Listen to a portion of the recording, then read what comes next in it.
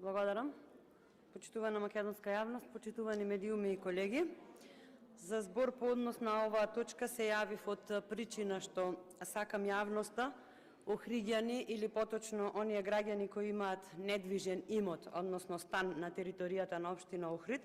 да слушнат дека владата е на мислење дека била јасна одредбата која што се однесува на стапката за пресметување на данок на имот и го одбива барањето за автентично толкување на одредбата, поднесено од страна на градоначалникот на општина Охрид како неосновано.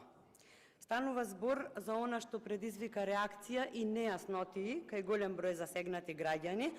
дека ако недвижниот имот во тековната година воопшто не се користи од страна на собственикот и не се издава под закуп подолго од 6 месеци во текот на една година, истиот треба да плаќа 3 пати повисока стапка на данок на имот. Каде е проблемот кој што се јавува во пракса? Имено се јавува различно толкување на Законот за даноци на имот, токму од оние кои треба да го применуваат законот, да го спроведуваат законот, односно секторот за даноци и комунални такси при општина Охрид од една страна и управниот суд од друга страна, но еве власта мисли дека законот е јасен и немало причина за автентично толкување. За јавноста да појаснам дека барањето за правилно толкување на законот, за кое власта мисли дека е јасно, е поднесено од страна на градоначалникот на општина Охрид, односно секторот за даноци и комунални такси, од причина што праксата покажала дека се јавува двојба при толкувањето, како што всушност спомнав и пред малку. Да појаснам, секторот за даноци и комунални такси при општина Охрид годишно издава околу 33.000 решенија и бара најдобар и најсоодветен начин за секој од тие 33.000 решенија поединечно да ја провери и да ја утврди фактичката состојба, односно дали собственикот го користи станот подолго од 6 месеци. И секторот тоа го утврдува на два начини. Првиот е со проверка и евиденција на пријавеното живеалиште по личната карта на граѓанинот, односно носителот на правото на собственост на недвижниот имот кој се оданочува, и од тука се утврдува фактот дали граѓанинот таму живее постојано, односно подолго од 6 месеци, што пак го прави невозможен фактот да престојува на друго место подолго од 6 месеци, нели? И преку јавен повик, тоа е вториот начин, по кој се повикуваат сите правни и физички лица кои имаат недвижен имот на територијата на општина Охрид, дополнителните недвижни имоти врз кои имаат собственост, а се користат од други лица, за истите да достават договор за закуп или договор за плодоуживање. Што се случува во пракса? До овој момент во секторот за даноци и комунални такси во Охрид се пристигнати 11 пресуди од управниот суд, правосилни и извршни, и сите 11 тужби се со идентичен правен основ,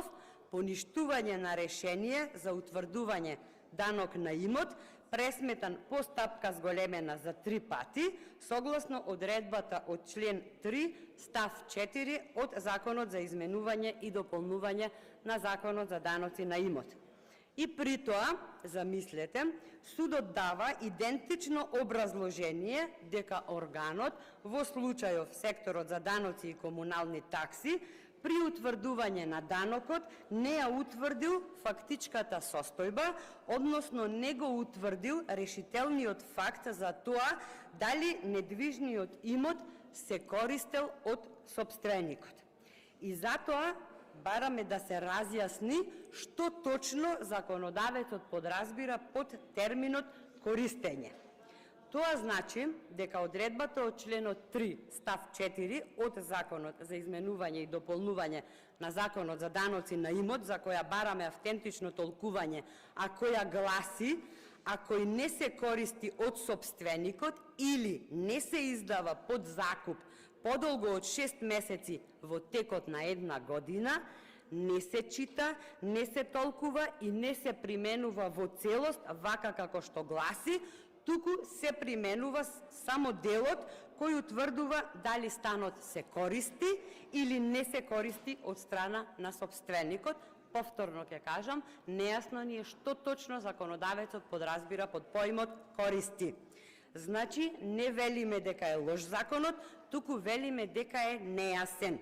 Граѓаните се со милион прашалници, законодавецот еве го отфрла барањето поднесено токму заради неправилната примена на законот, никому не му е јасен законот, освен секако нели на владата. А нејасен закон не може да биде добар закон. Значи, секторот за даноци и комунални такси при општина Охрид поднесува решение со пресметан данок на имот, онака како што налага законот, применувајќи ја целосно одредбата од членот 3 став 4 од законот. Граѓанинот поднесува жалба и истата се усвојува од страна на управниот суд, кој пак не ја применува во целост